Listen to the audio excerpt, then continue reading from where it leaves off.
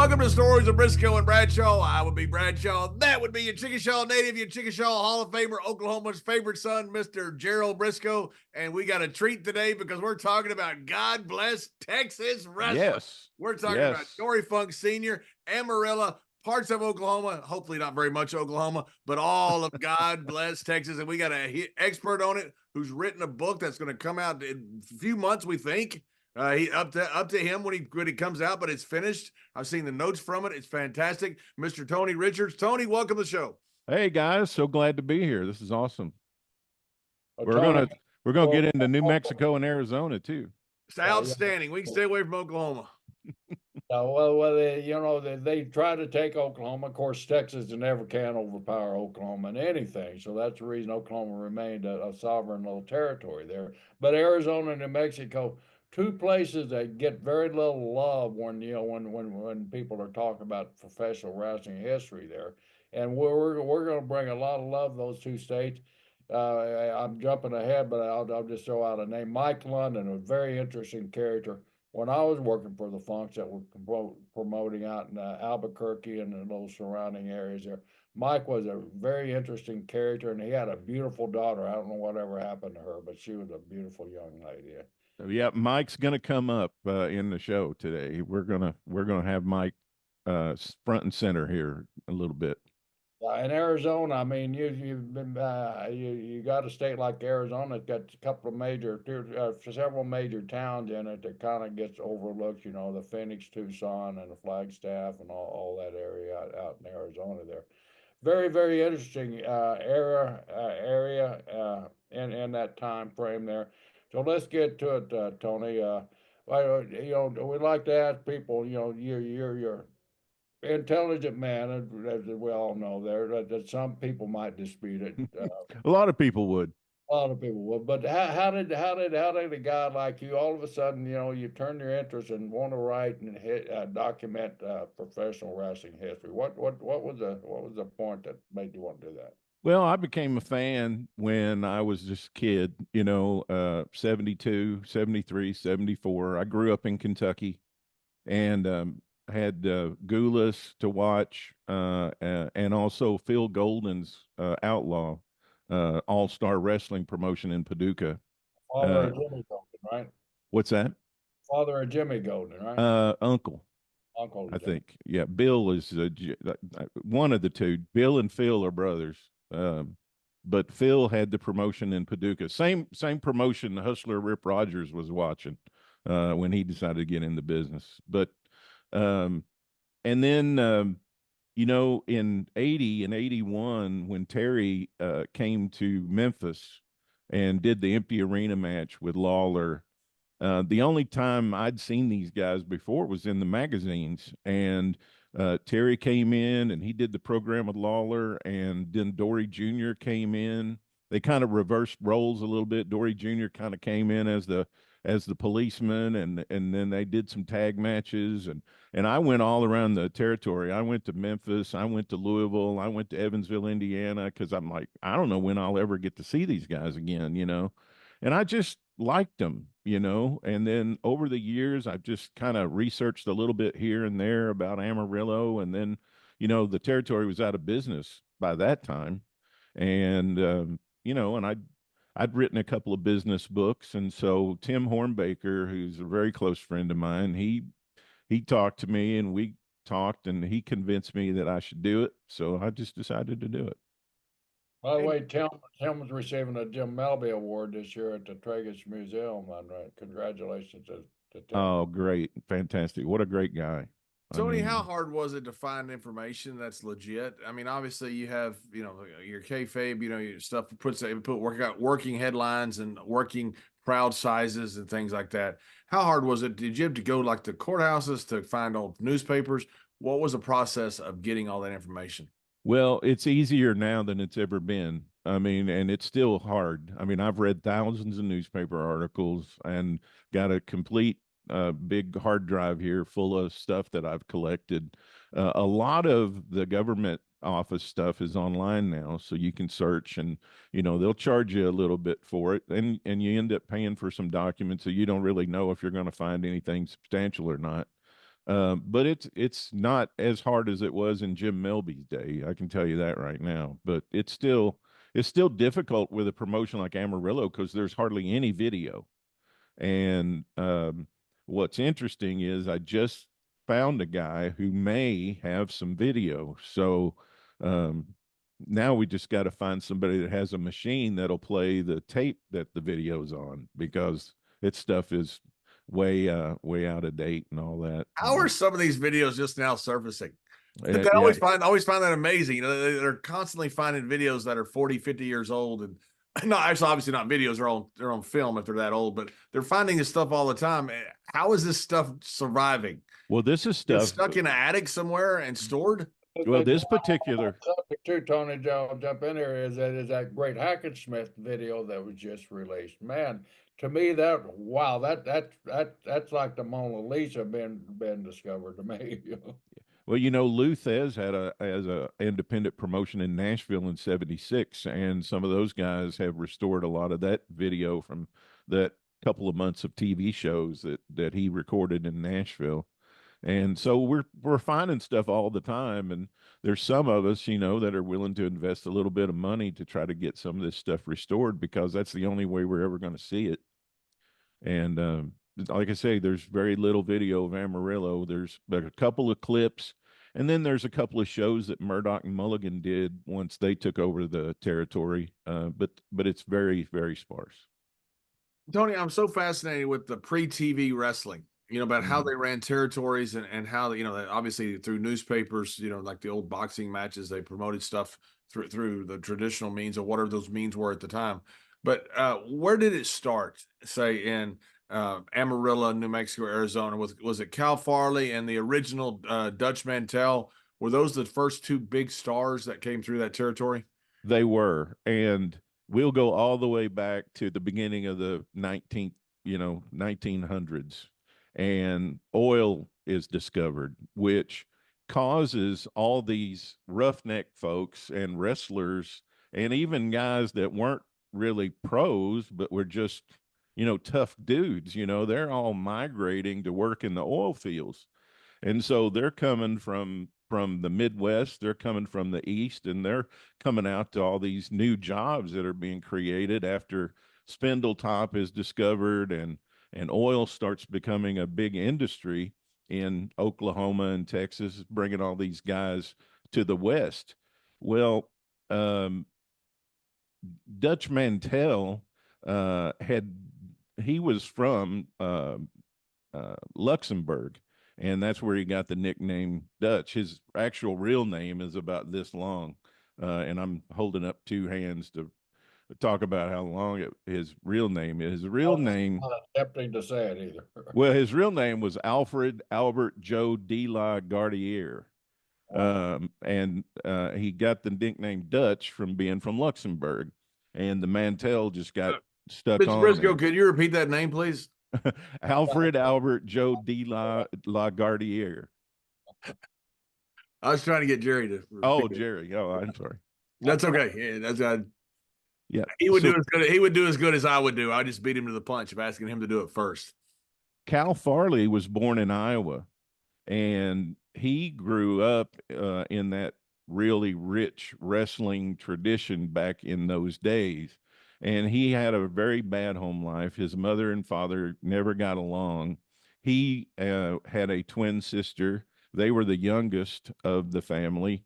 And he was about 9 years old when he first noticed the terrible fights his mom and dad were having. His dad was hardly ever home. And so slowly but surely, all his older brothers ran away from home. And then when he became like 12 or 13 years old, he ran away as well.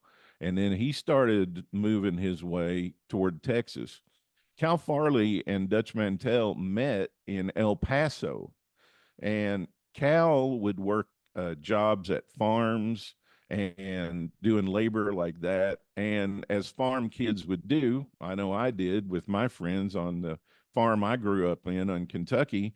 You're out in the hayfield or whatever, you get done hauling hay or what have you. Well, you scuffle, You know, it's just you got all this energy when you're that age, and you start wrestling around. Well, he started scuffling. He started playing baseball, and actually on the baseball field, he caught a ground ball and threw the guy out at first, and he heard somebody yell from the stands, "Good catch, boy."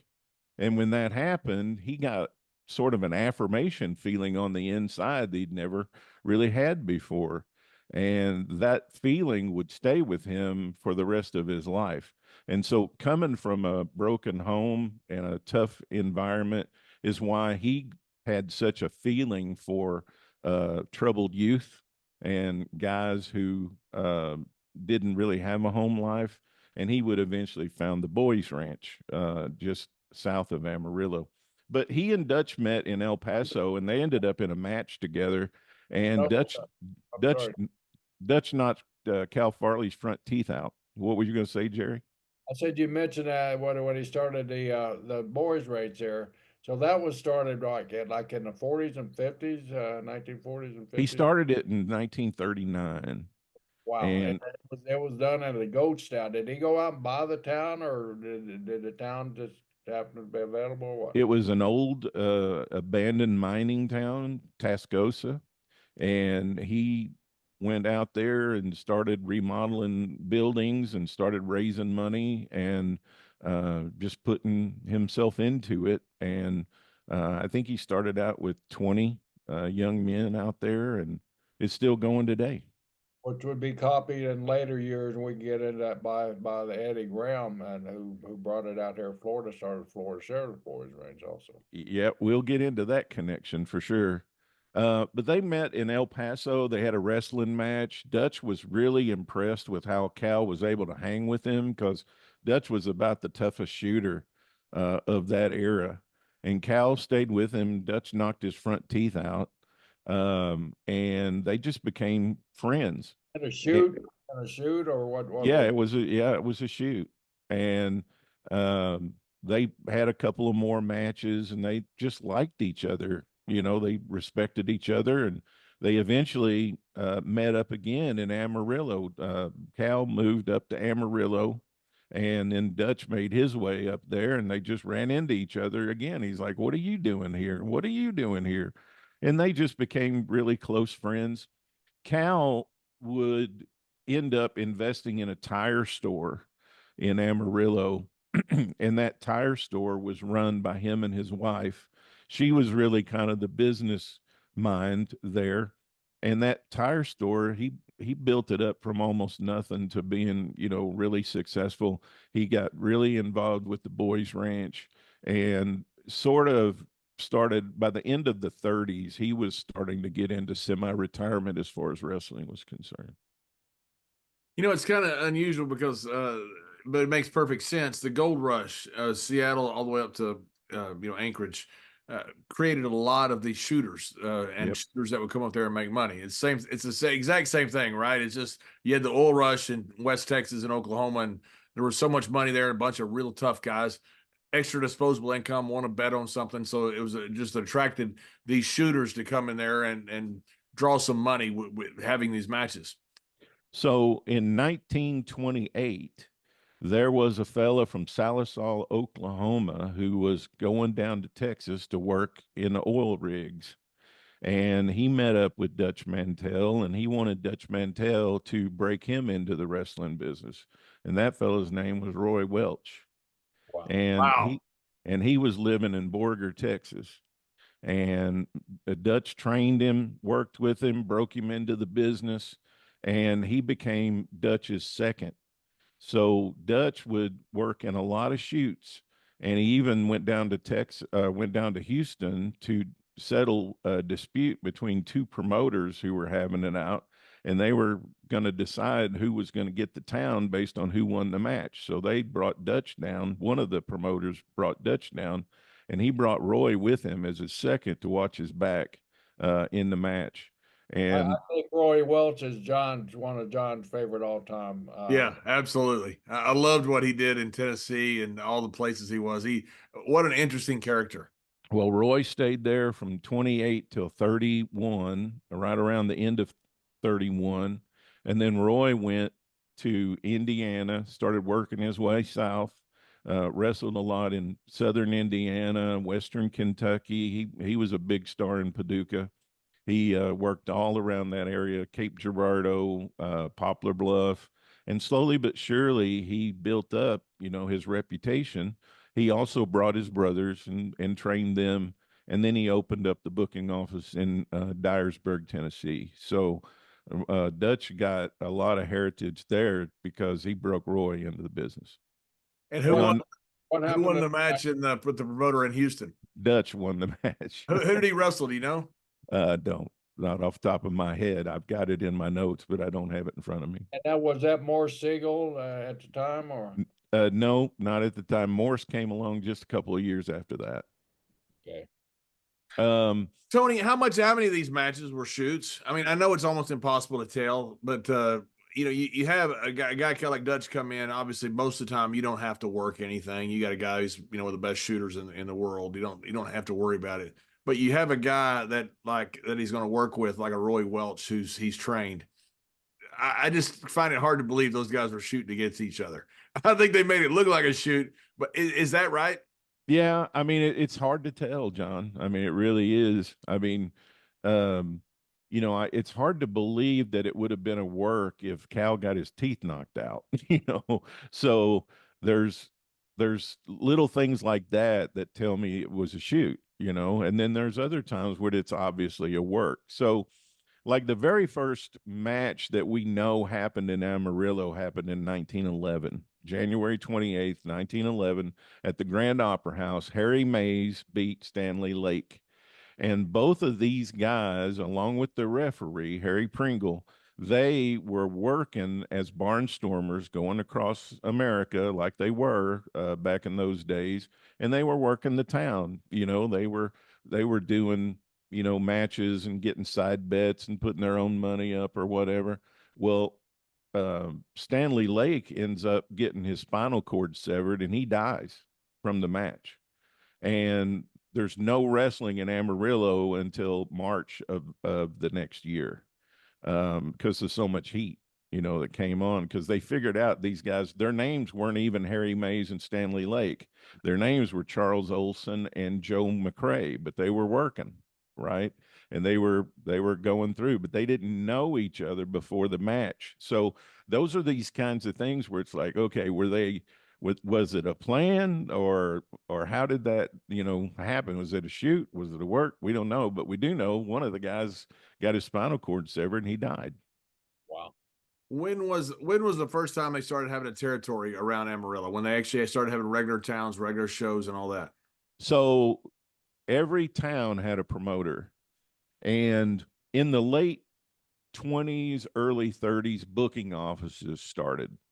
And almost every state had a booking office, and every town had a promoter. And the way the territory got defined was the booking office was sending talent out to towns. And Texas had 3 booking offices. Houston was the biggest one, which was Siegel. He was booking almost 3/4 of Texas. He was Doc Sarpolis, who plays a big role here in Amarillo wrestling. He was the booker for Morris Siegel, and he was also the booker for Dallas.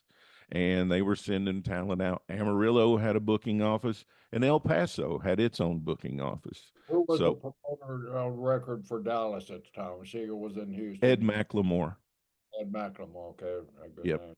And they'll end up having a falling out here when we get to the early 50s. But that's kind of how it started. Every town had a promoter that promoted shows, but the territory was defined by where the booking office was, and they controlled the talent. And did they have regular towns then that they ran? Well, talent showed up regularly in the towns because they were connected with the booking office, right? But they didn't really own the town like they would later on, like where Roy Welch and Nick Goulas and later on Sarpolis and Funk would actually own the town. The booking office didn't really own the town. They really just booked the talent.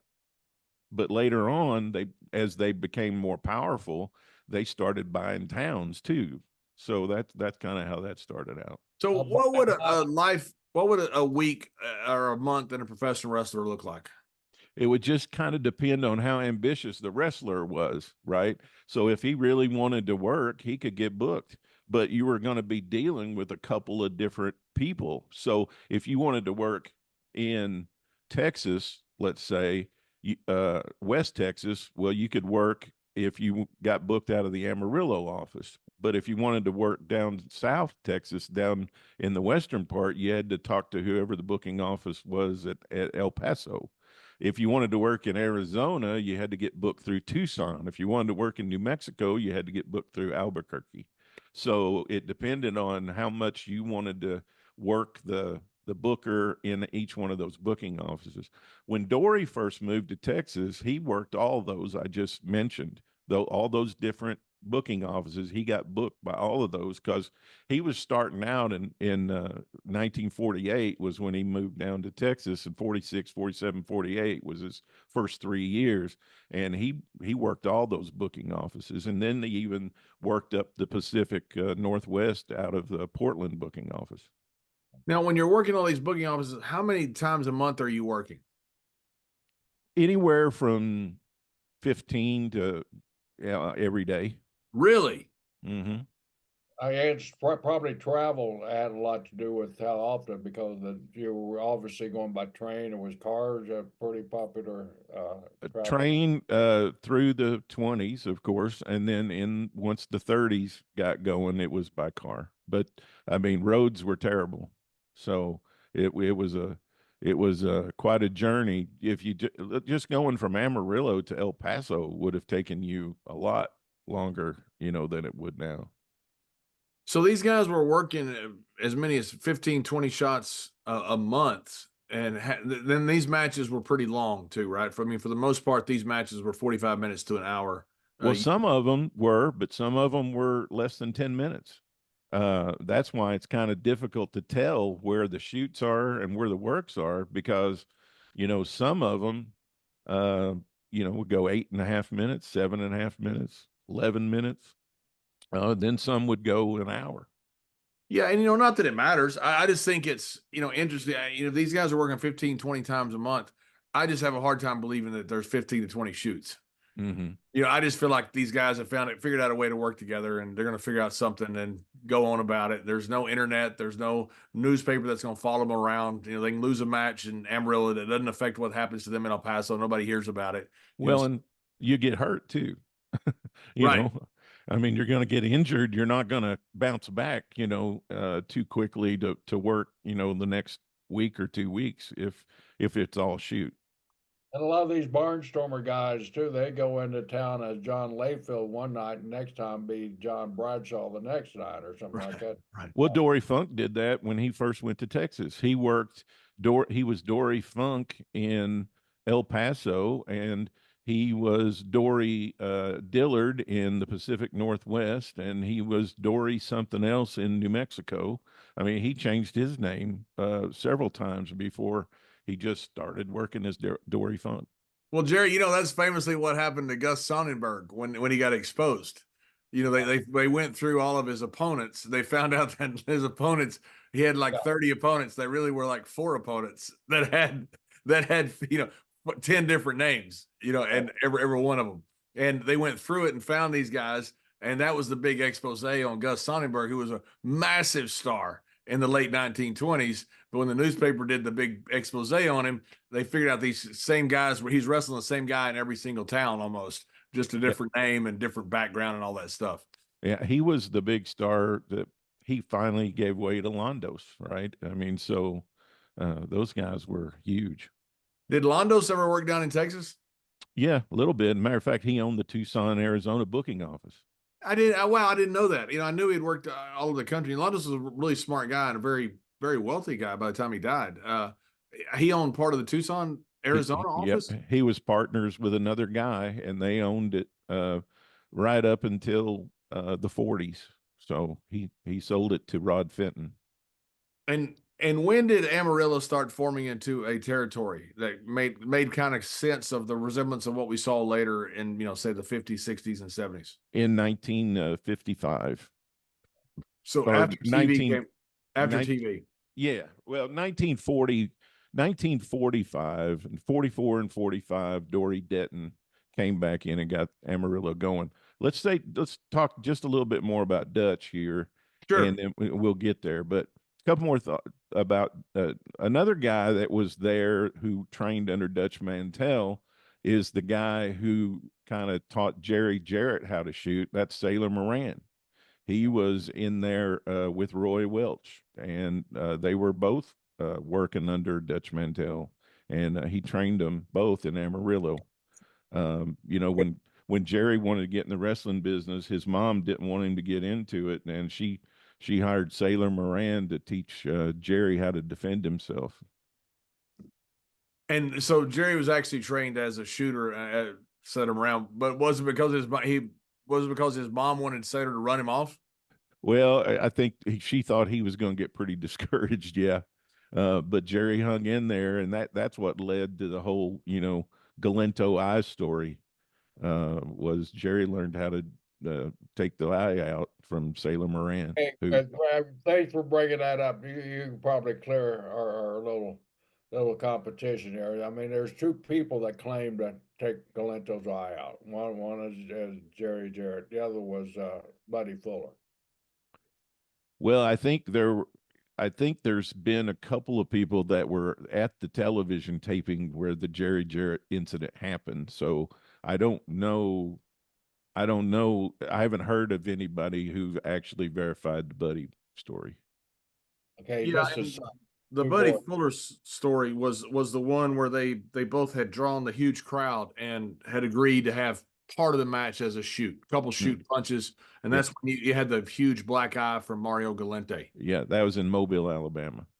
Right, and that was the one that a lot of people have mistaken that for the Jerry Jarrett eye pull thing, but that was Buddy. That was in a working match, but it was they agreed to two shoot punches is Yeah. what they agreed to. Is the story at least. Yeah, and Buddy Fuller loved to do hard ways, so he was really good at punching a guy right above the eyebrow and breaking him open. So it's not a surprise that he would have that kind of match. And there's the Mario picture. Yeah, yeah, that's a That famous was photo from the Buddy Fuller match. in Mobile. They drew that huge crowd, and they both agreed to a couple shoot punches, and then work the match. But the punches were a work too. They were just stiff. So Couple guys.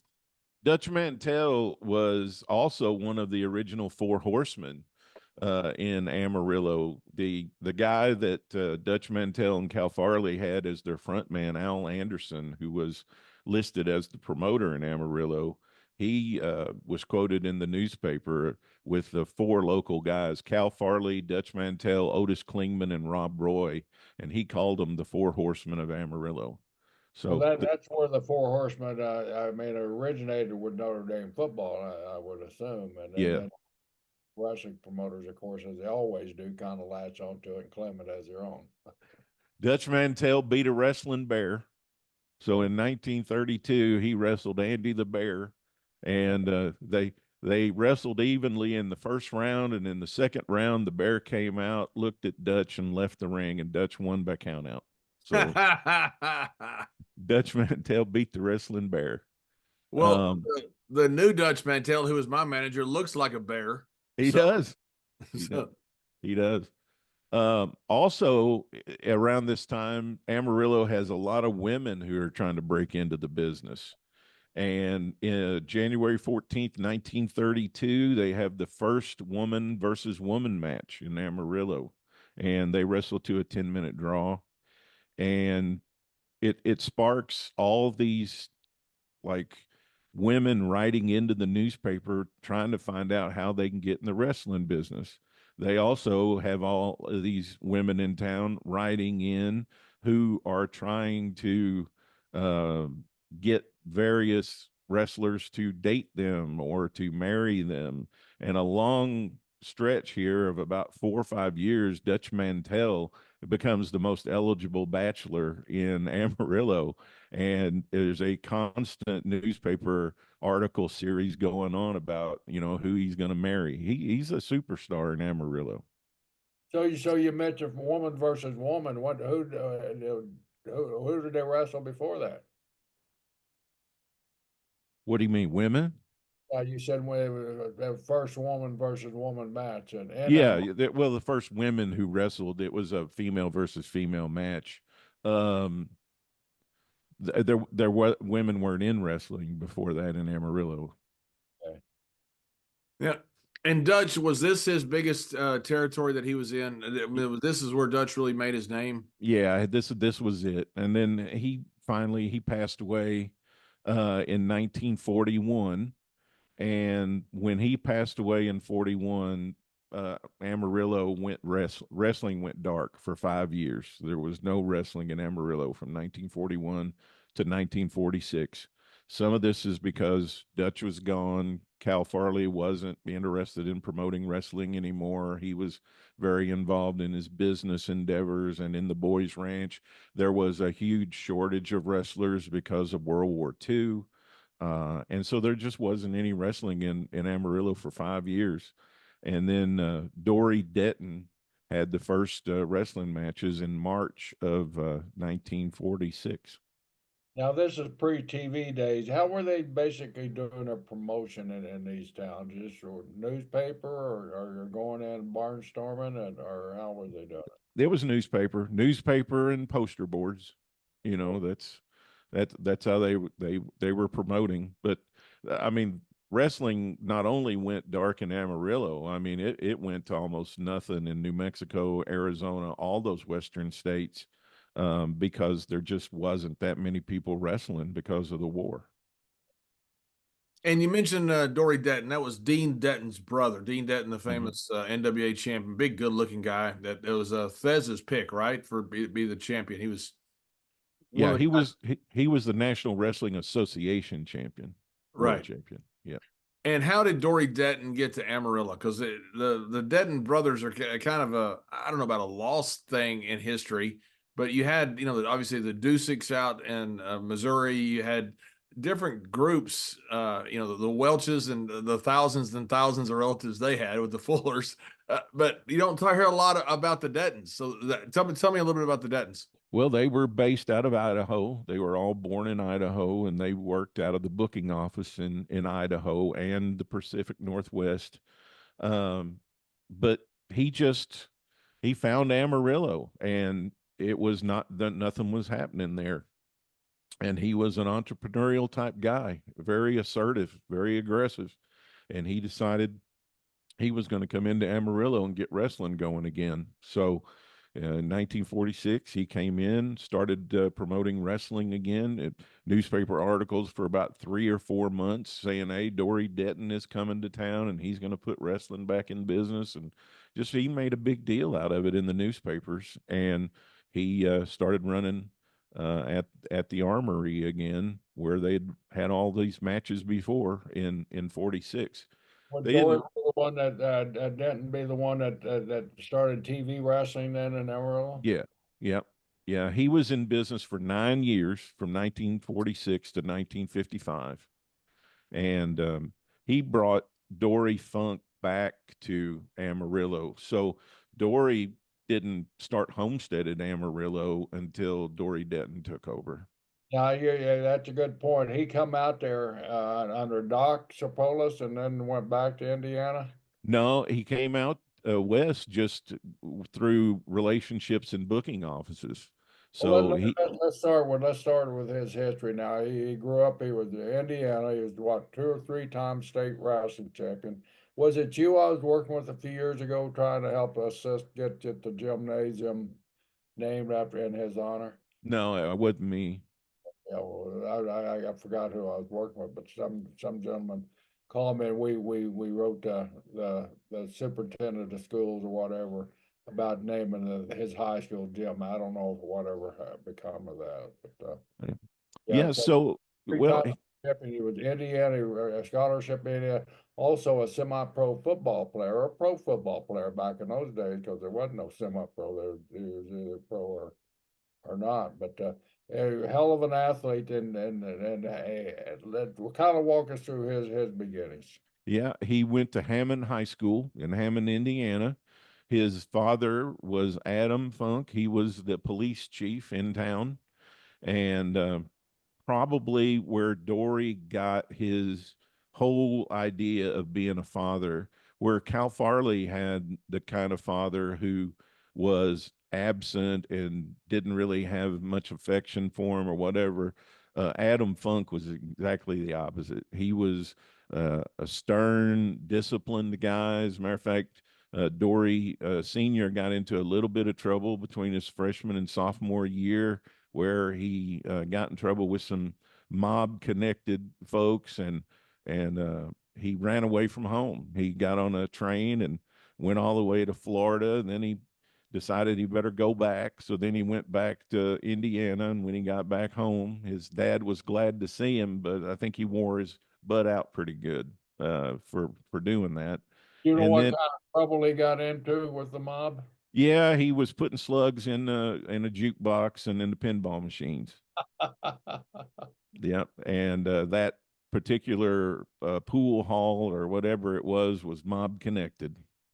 And so Adam Funk, his dad, knew that. And so he took Dory Sr. over to the pool hall and said, look, this is my son. He's done these bad things.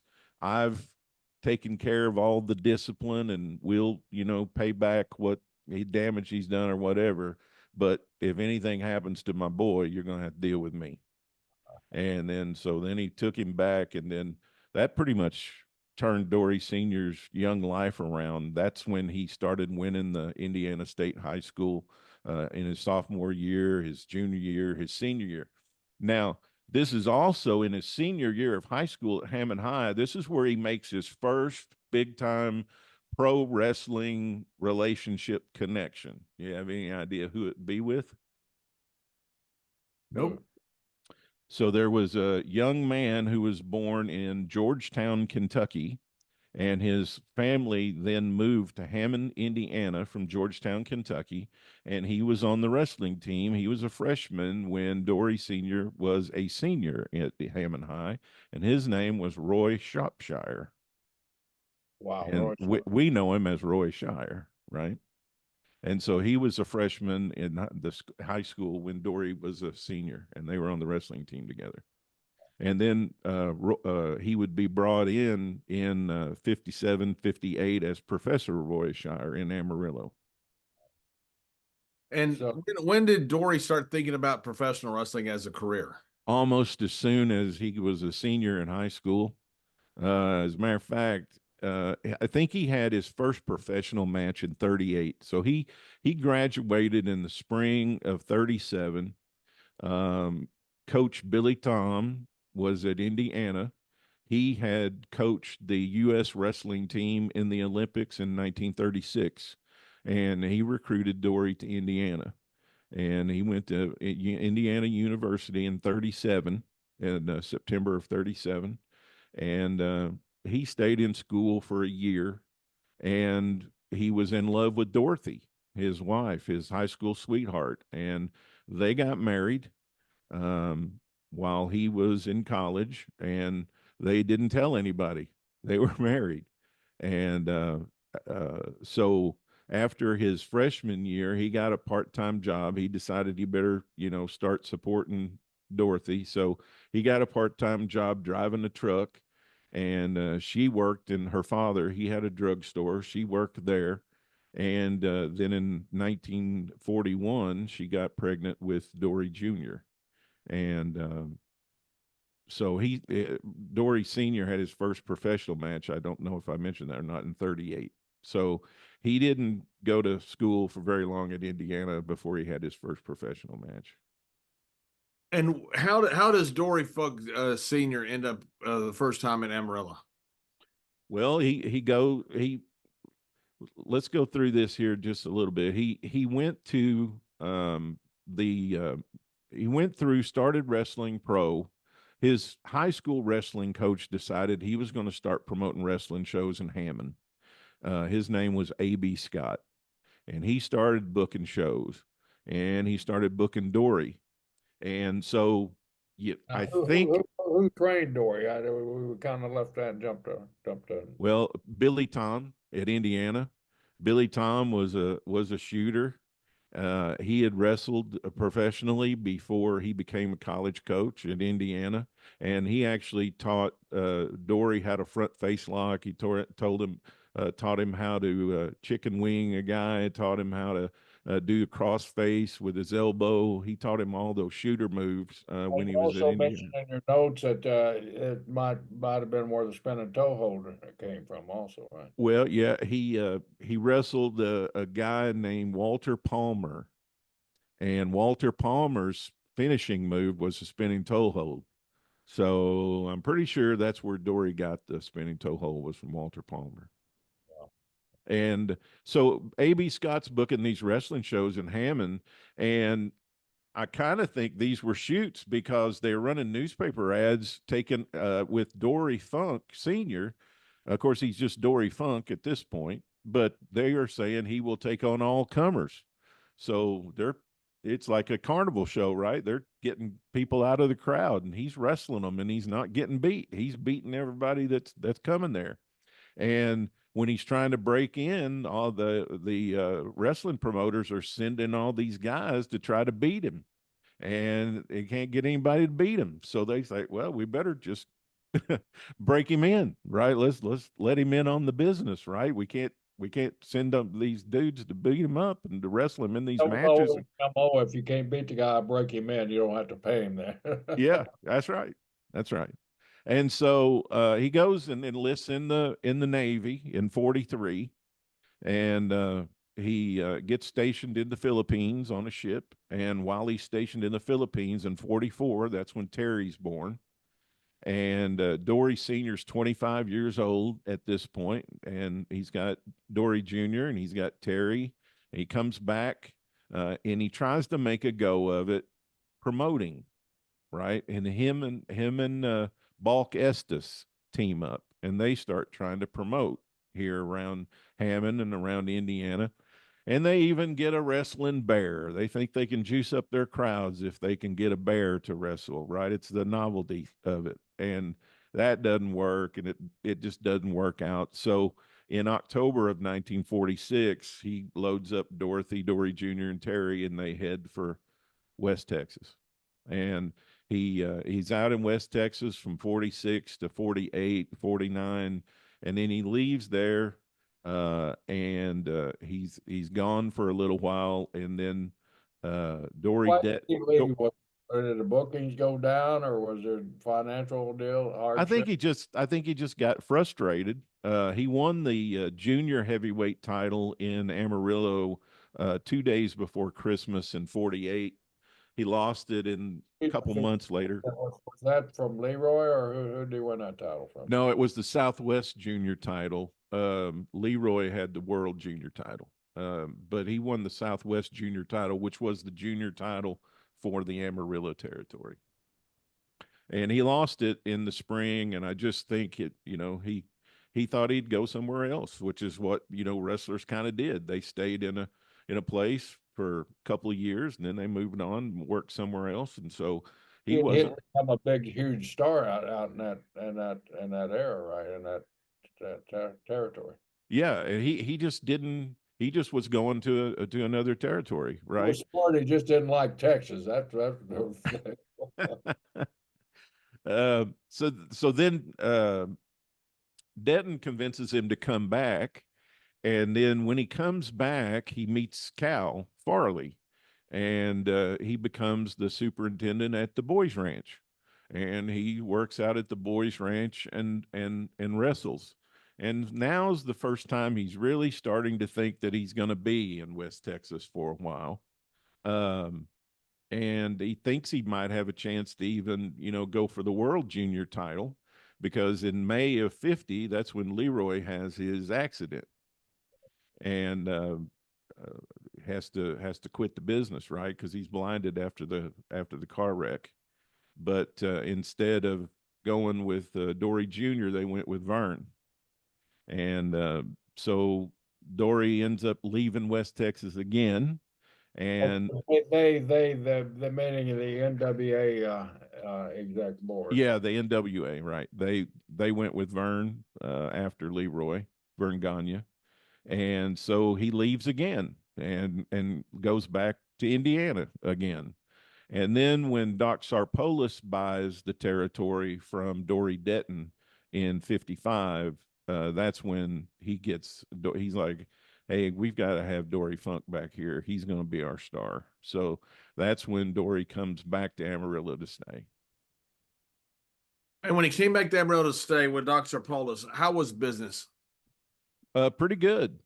Uh, the early 50s were starting to get tough, and that's when we had a post-war boom from when Dory Denton took over in 46. He had the great 5 years from 46 to 51 were great. 52, 53 got to be tough because we had a recession those years, and all sports were suffering in the early 50s. So that's what really led Denton to sell. And Doc Sarpolis was the kind of savvy businessman who could weather a tough go. So he took it over. He had actually Doc Sarpolis had been out of the background, Dr. Sarpolis, because that's a famous name that really not a lot of knowledge is known about Dr. Sarpolis. Yeah, Doc Sarpolis was a pro wrestler in the late 1910s. He served in World War I, and he had several big matches in the 20s. He had a really famous match with Jim Londos that drew over 10,000 people. But then he sort of decided his call was more on the management end. He went to work for Morris Siegel in the Houston office and became his booker. And he eventually bought in and became a partner in the Texas Wrestling Agency, which was the booking office of Houston. And he stayed there, and he probably was the most powerful guy in Texas wrestling because he controlled the bookings and the talent for most of Texas. And really, really influential guy. He is probably the guy who made Texas wrestling he probably is the booker who started Texas wrestling along the path of being this rough, working snug type of style because that was the way he booked and that's the way he wanted his talent to work in the ring. And he actually was the guy who created the Texas Heavyweight Championship. He had graduated from medical school with a doctor's degree. There's evidence that he might have been the guy who actually invented blading because of his medical background. And he suggested this blading tech. Legitimate doctor. I didn't ever know he was a legitimate doctor. Yeah, yeah, he sure was. And it has been disputed, but there's evidence that he actually got a degree. His brother was a doctor as well, and blading now. Who who he started? Who was yep, Danny McShane. Danny McShane? Okay. Yep, Danny McShane was being booked there out of the Houston office, and they wanted the matches to take on an even rougher look and style. And Doc suggested to Danny to do the blade job, and that's kind of one wrestler gave it to another wrestler, and it kind of went from there. So before that, did they nobody bladed? Mm-mm. You know, because there's talk about, you know, they used some pig's bladder blood, you know, they used different things, but nobody actually bladed until the 1950s. They used blood. Late 40s. They just didn't take the blade and blade. That's what you're talking about, right, Tony? Yeah, right. They used blood in various forms before that, though, right? Yeah. They used blood. They just didn't use the blade. Yeah, and there were a lot of hard ways. A lot of hard ways. Well, I mean, that's how it was done. I mean, you would just, pop the guy above the eyebrow and everybody was, agreeable to that. Yeah, for guys that don't. At the time, how he did it, of course, he didn't follow through on it, but he did. I was always curious because I'd heard, he was a master at hard ways, and it'd say, "This is how you do it." Right there, this little blade there, right on the top of your eyebrow. You just pull it tight there and pop them there. And so, but Doc was the first one to ever do that, and he gave it to Bobby McShane, and McShane was the one that then took it elsewhere. Yeah, Danny McShane. Danny Irish McShane. Irish Danny McShane. Irish Danny McShane. Was Danny McShane? Was he the one that was the? He wasn't the one that was a king, was he? No, not that I know of. Who was You it know, that? Who if was it you've that died in a plane crash that gave Lawler his crown? oh, And Bobby then Shane. Bobby Bobby Shane. Shane. Bobby Bobby Shane. Shane. Yeah, Yeah. that was Yeah. during my time, so that was 50 years later or so. It wasn't Yeah. 50 years later. If About, you You were back there in this time too, so don't you even think about it being 50 years well, I later. shared a dressing room with Danny McShane in Tulsa, Oklahoma, and Oklahoma City a few times too. So if you've ever seen any of Paul Bosch's Houston tapes from the 70s, Danny McShane is a referee in a lot of them. refereed a lot of matches, yeah. Mhm. But he was a huge star in the 40s and 50s. And so Sarpolis is this booker, and in the early 50s, uh, two disputes happen. One is 7 or 8 wrestlers get together and they decide they're going to file a lawsuit against the Houston booking office because they're not getting a share of revenue from the television. And Dory Funk Sr. is one of them. Dizzy Davis is one of them. And they all file this lawsuit against Houston. That's one kind of dispute that happened. But then Ed McLemore and Doc Sarpolis end up, or Morris Siegel end up having a Texas wrestling war. And Ed McLemore wants to book his own guys, and they have a major battle over Corpus Christi.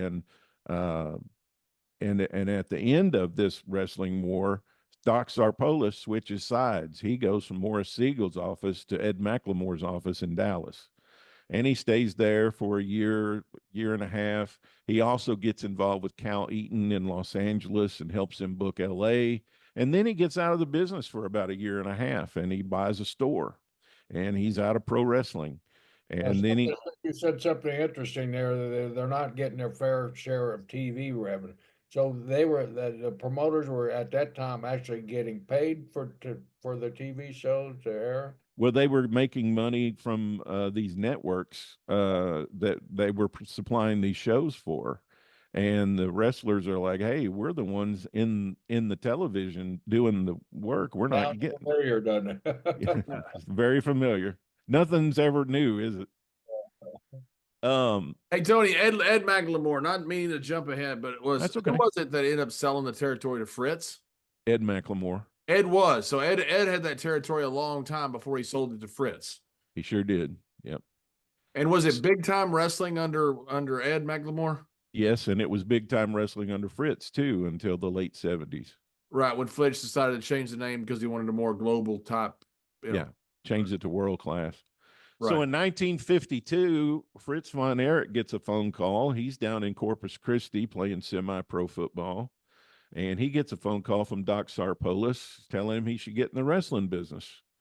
And so he gets him booked in Dallas, and that gets Fritz von Erich started in the wrestling business. And actually, when he goes to Dallas and he's booked in Dallas by Doc, he's actually booked as Jack Adkisson. And he works in Dallas for a couple of months as Jack Adkisson. And then when he gets booked out of Texas, that's when he takes on the Fritz von Erich name. Now, it would make only sense that he'd be Jack Cat because he was such a big football star and an amateur athlete, isn't it? And Yep, Southern Methodist. Yep. Yes, no, right there in SMU, right there in Dallas, held the Southwest Conference discus record that one of the ones Kerry broke, his son. Yeah, a tremendous athlete. You know, he had those. Fritz had those freaking massive hands. You know, he was just a big. You know, you met him, Jerry, big raw bone guy. I mean, a lot happened from right after World War II in 46 until, the early 50s. A lot of stuff happened. Sam Mushnick promoted his first card in St. Louis. Mike London retired from the business and decided he was going to, buy the El Paso or the Albuquerque booking office. There's just a whole lot of stuff that happened there that is going to be, all those details will be in the book, but a lot Tony, of that. when did it become separate? By the time it got to the 70s, you had 5 different territories, I guess. You had the Funks in Amarillo, you had Blanchard down in San Antonio, you had Mr. Guerrero down in El Paso, you had Bosch in Houston, and you had Fritz up in Dallas. When did these territories start forming and the borders start becoming more secure as far as these are defined territories? In the 60s. In the 60s. There really was only 3 territories well, actually, there were only 2 territories in Texas in the 70s. You had Dallas was the primary booking office. It moved. So when Paul Bosch took over from Morris Siegel, Fritz then moved in with Ed McLemore, and the power shifted from Houston to Dallas. And then Dallas started booking everything except the Amarillo territory. And Houston was part of the Dallas territory. San Antonio was part of the Dallas territory. Corpus Christi was part of the Dallas territory. That all was in the 70s. And then Paul broke away from Fritz, and Joe Blanchard broke away from Fritz in the late 70s. You know what that separation was about? I'm sure it's money, but I think it more than anything else, they just wanted to do their own thing. I think they just wanted to do their own thing. I know Gary Hart was the booker in Dallas in the 70s, and he was constantly frustrated because um, Paul Bosch would bring in his own, top 2 matches. Gary would book the Dallas territory guys into Houston, but Paul would bring in Johnny Valentine. Gary would book those Dallas guys into Houston, but Paul would, break in superstar Billy Graham. And that was constantly frustrating Gary because his guys weren't working on top, as much as he thought they should in Houston, because Paul was wanting to do his own thing. And he finally just broke away. let's face it, too, that was the money town for the town at the time, too. So. Yeah, it sure was. Yeah, and there weren't that many money towns, right? I mean, the territory, because the Dallas guys really weren't making that much money. no, they weren't. That was a big misnomer about what Dallas territory. It was really hot, but they weren't making a ton of money. Dallas would do well, but the Sportatorium only held 2,500, 3,000 people. And, they'd sell it out. That Will Rogers was not that big. They hardly ever ran Reunion back then. And it was only a special occasion. Really after David died, they ran Texas Stadium. So you really just had Houston. I guess it's more of a question, Tony. Yep. It really just kind of had Houston as the big money draw in Texas, and the rest of the territories. I mean, they were hot, but they weren't making a ton of money. They were small venues, right? Well, Monday night was Fort Worth, and they ran Northside Coliseum, and then they moved to Will Rogers after that. Tuesday night was Dallas at the Sportatorium, and they were doing an arena show once a month. Wednesday night was San Antonio, Memorial Coliseum. Thursday night was Corpus Christi, and Friday night was Houston, and then Saturday was either Austin or a spot show. So they did pretty well in the 70s. Yeah, and the way you say that, Tony, I don't mean to cut you off, but the way you say that was that those big towns were split up later in the territories. Mm-hmm. So you had Corpus and San Antonio split off with Blanchard later. You had Houston split off later with Bosch. So you had 3 towns a week. That's half your towns of the week. Big towns were, and Austin was kind of in the middle. So you had 3 to 4 big towns a week that were split off in the 80s. Right, and then just your occasional spot show, right? So right. And then also Fritz was partners in Tulsa as well. So that's why the Von Erich boys would be booked in the Tulsa with Bill Watts, because that was much later on too. Yeah, so he was partners with Bill in Tulsa. When Dory returns to West Texas, to Amarillo area, he's working for Cal Farley out the boys' ranch that he's doing. Is he a full-time guy on the road on the circuit at the time? And yes. Yep, he's doing that, and he's doing the boys' ranch, and he has an assistant out at the boys' ranch. You got any idea who that was? Eddie Graham. No. The good guess, though, Bob Geigel. Wow.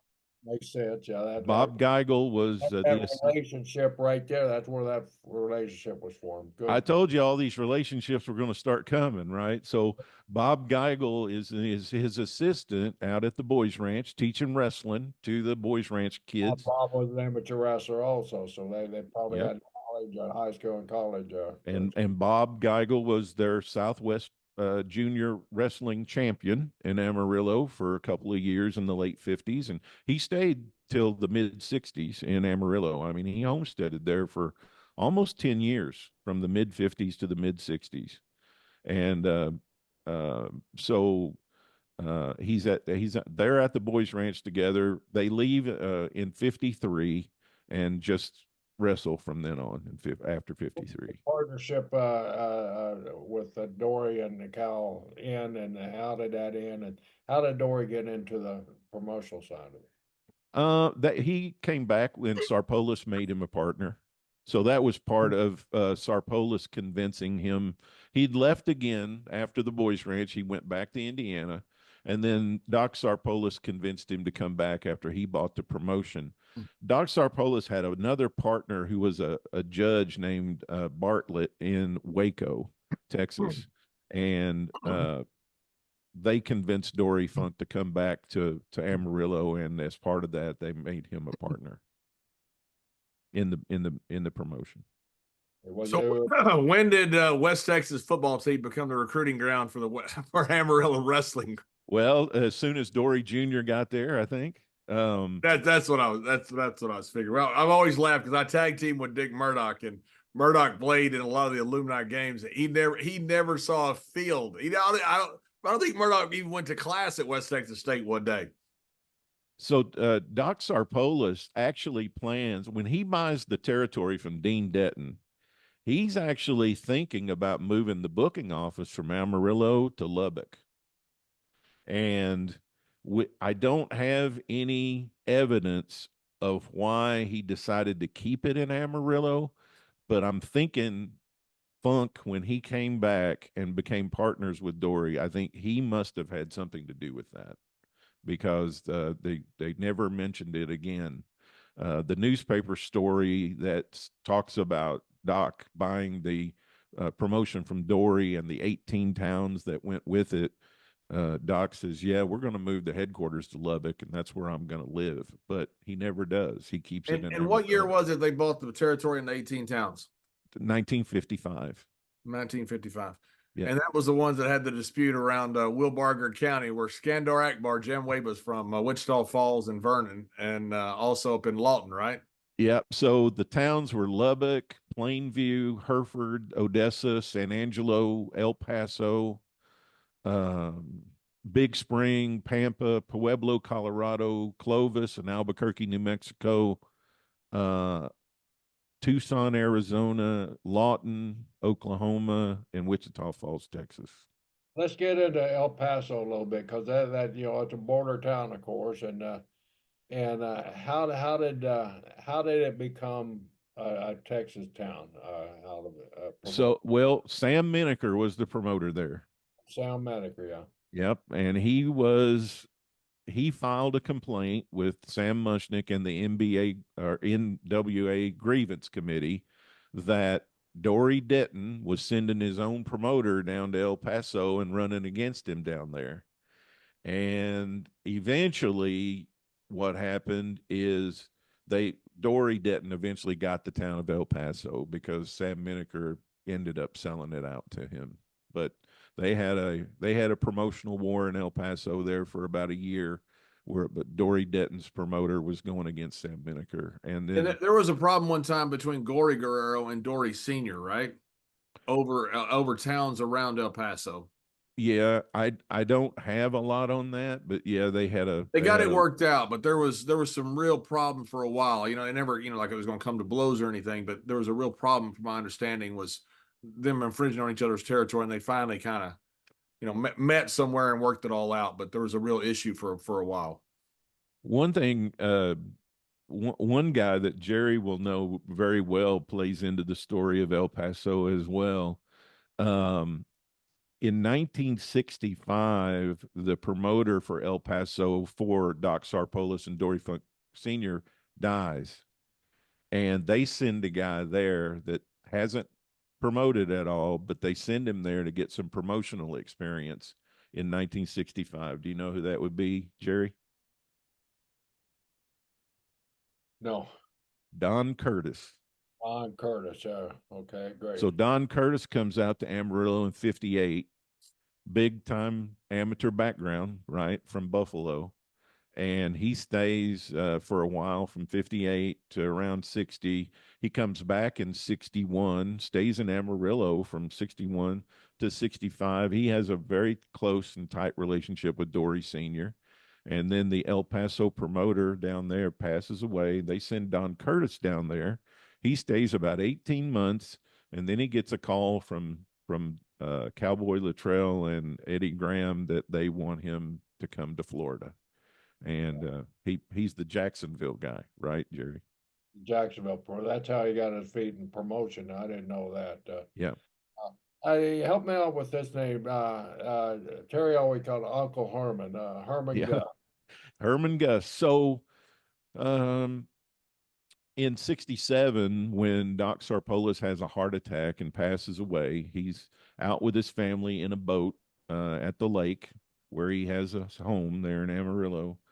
And he has a boating accident. It's not a major accident, but he undergoes a lot of stress about it or whatever. He thinks, he put his family in danger or whatever. He comes home, he gets on the couch, he lays down, he raises up, he tells his wife, he says, I don't feel very good. I feel tight in my chest. He lays back down and he passes away from a heart attack. And then Doc Sarpolis's widow sells Doc's shares to Dory Jr. And my chapter in the book about this is when Amarillo becomes totally funked, and that's good. And Dory Jr. becomes Senior's partner in Amarillo, and that's when Uncle Herman comes down. He retired from the Hammond, Indiana police force, where he had taken over for their father, Adam Funk, and he moves to Amarillo to help run the office. Tony, And he also becomes the promoter in Pueblo, Colorado. Tony, how in the world do you know all this stuff? And I know that's a stupid question to ask. You've obviously done a lot of research. This is obviously your passion. How long have you been working on this? This is the amount of knowledge that you have at your grasp without notes or it's quite amazing. How long have you been working on this territory? Almost 10 months. I mean, off and on. You know what? That's not that long for as much as you know. Off and on forever, but probably intensely about 10 months. Do you have a passion for other territories as well? I mean, do you have knowledge? Obviously, you probably do, but you have this as well for other territories? Well, I got an extreme passion for Tennessee because that's the promotion I grew up with. Yeah. The other promotion I grew up with in Western Kentucky was the Paphos. So, right. I mean, I was going to National Guard armories when I was a junior and senior in high school, and I was watching Randy Savage and Ronnie Garvin with about 300 people. Right. I was watching Bob Roop and Bob Orton Jr. with about 250 people, and they're having these 5-star matches. Oh, absolutely. And it's just a ball of fun. I was hanging out at the popcorn popper talking to Elizabeth when she's like 18. So tremendous. I got a passion for that. I'm hoping, I don't know that it'll be me, but I'm hoping somebody, writes a book about the ICW promotion. That would be. How did New Mexico and Arizona fit into these territories? Were they a separate territory? There's not much said a lot about those territories. So Rod Fenton, who was a star in Amarillo in the 30s and the 40s, and quite a junior heavyweight, he buys the booking office from Jim Londos in the late 40s. And that booking office is in Tucson, and it books the whole state of Arizona. And actually, the place where they had wrestling in Phoenix, Arizona, was called Madison Square Garden. Yes. And so they booked talent. Standing there too, by the way. What's that, Jerry? Building is still standing there too, I believe. So they're booking the entire state of Arizona. Well, Rod Fenton sells uh, Tucson to Doc Sarpolis as part of this whole deal when he buys Amarillo. And then Doc Sarpolis sells it back to him. So he he gets out of wrestling for a little while and tries to retire, and then he comes back, and then he goes and comes back, and he owns the booking office in Tucson until they close it down, and he also becomes the booker for Madison Square Garden in Phoenix. um so there's a lot there, but they were connected with Amarillo there for a little while, Yeah. but that's 700 driving miles from Amarillo. Oh, So brutal. it I've driven it it many, it many it, times. I it grew up was, out there.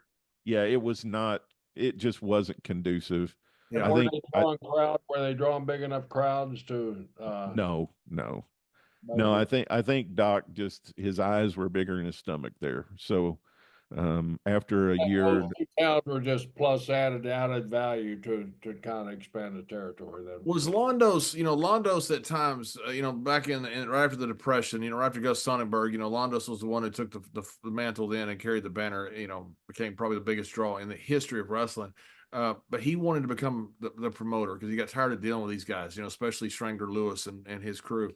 yep. Was he buying any other offices besides the Arizona office? I would have to ask Steve Johnson. He's the Jim Londos expert. He's got I a don't. book coming out, by the way. I wrote the forward for it. It was Yep. excellent, excellent book. I love Steve, and it's a terrific book on Jim Londos. I can't wait till it comes out, So I don't know if he had any others. I just know about this one because it was connected to West Texas. Because Londos at the time was trying to figure out how to get in the promotion because he got tired of dealing with those guys on that side of it. As a lot of guys do as they get older. That you see that same progression with a lot of guys. They get older. You know what? I want to be on that side. I'm tired of being the one here on this side. Yep. Yep. So, Dory Senior wins the NWA World Junior Heavyweight Championship in '58. So he finally gets the title he wanted. He only holds it about a month. He won it from Angelo Savoldi, and then he dropped it back to him in about 6 weeks. But he got it. That was one of his goals, and so that was a major accomplishment for him. And then from the late '50s through the late '60s, I mean, they just go on this incredible run. They Gory Guerrero, they've got Gory Guerrero, they got Nick Roberts, they got Joe Hamilton before he was the assassin. Fritz comes into the territory after he's established himself he moved up in the Northeast in Buffalo. He comes in '62.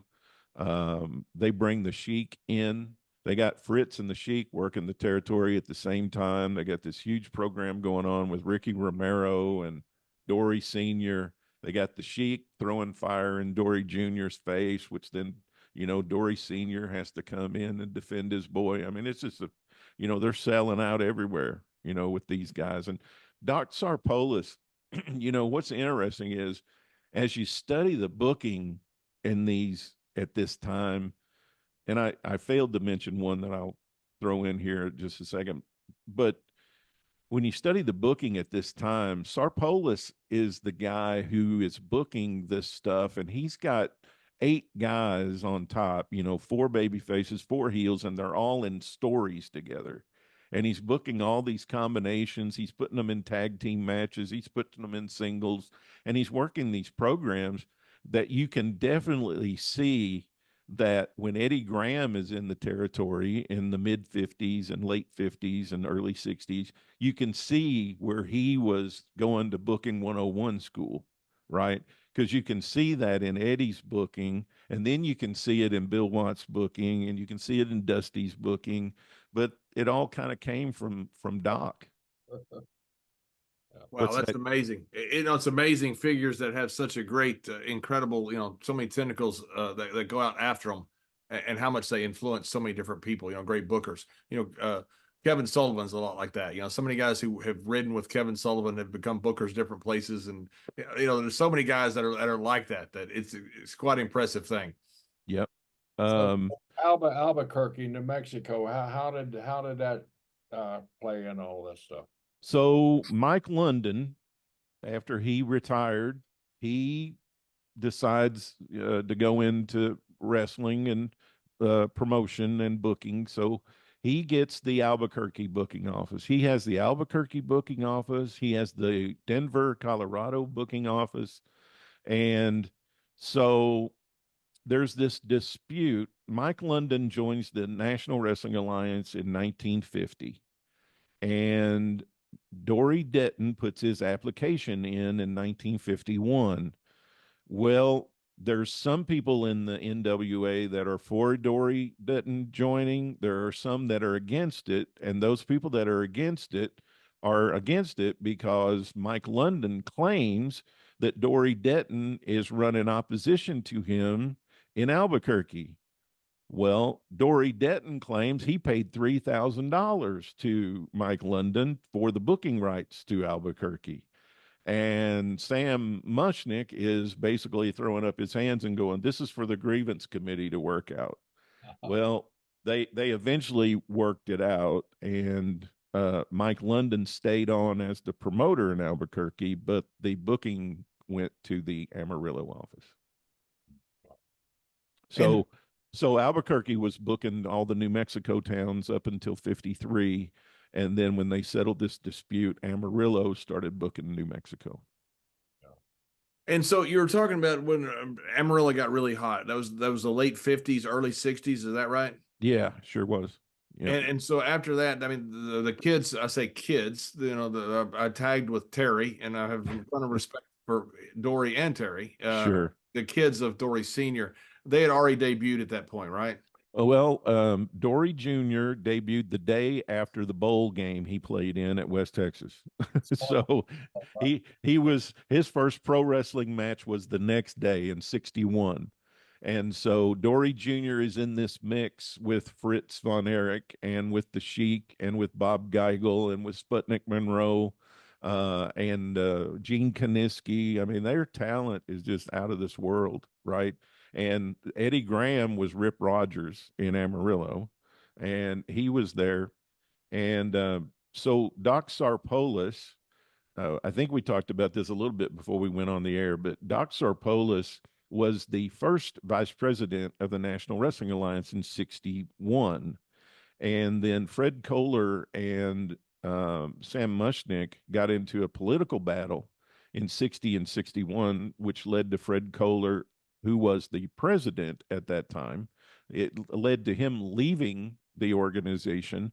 And then Doc Sarpolis was elected president in 62 at the August convention. Well, Doc Sarpolis this is another first that Doc Sarpolis, I know I'm writing the Dory Funk Sr. book, but there's going to be a lot in here about Sarpolis. He becomes the first president of the National Wrestling Alliance that does not recognize its own world champion. So Lou Thez is the world champion. And you know the friction that caused that? Well, I know that Dory Sr. was under consideration to be the world champion after Pat O'Connor. And instead, they picked Buddy Rogers. And so I don't know if that pissed off Doc and Dory, or if it seems to me that might have been maybe what it was. But and this is, I can't help but laugh at this a little bit at the audacity of Sarpolis. But as president of the NWA, he puts out a list of the top 10 wrestlers in pro wrestling, and not on the top 10 list is Lou Thez. And Lou Thez gets mad, and he calls up Mushnick and how does this happen? How does this happen that the top 10 wrestlers get put out by the president of the National Wrestling Alliance and I'm not on the list? So at the 63 NWA meeting in St. Louis, which, by the way, in the middle of all this, Doc Sarpolis and Dory Funk Sr. in Amarillo, they create their own world champion in Amarillo. They're doing this without a title belt because Lou has the belt at the time, right? I mean, got the actual physical belt. Yes, he got it off of Buddy, right? Well, they go through a series of champions with Hud and all those guys. They didn't ever have belts presented to them. Yeah, I think Hutton wrestled with the rope around his pants, didn't he? He had $100 belt taped to his chest. So they named Gene Kiniski their champion. So Gene Kiniski is the world champion in the Amarillo territory. Doc Sarpolis is the Only in Amarillo territory. Doc Sarpolis is the president of the National Wrestling Alliance, and Luthez is the champion everywhere else.